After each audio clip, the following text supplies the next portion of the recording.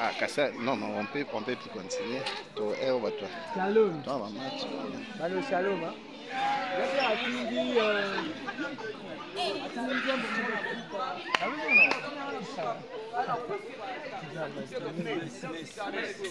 Elle a gardé Dieu n'a pas accepté qu'elle puisse encore plus. Voilà pourquoi Dieu l'avait élevé.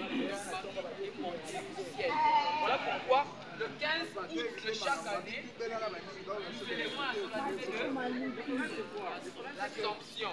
Salamouni. L'Assomption est célébrée quand? De chaque année.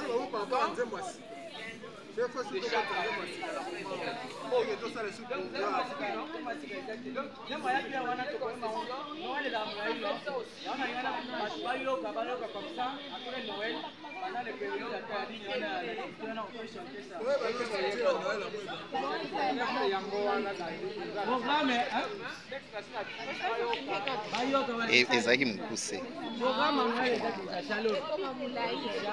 Shalom, papa.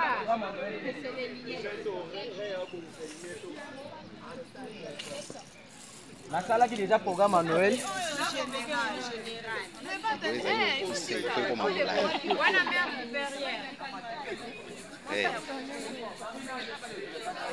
Dadi.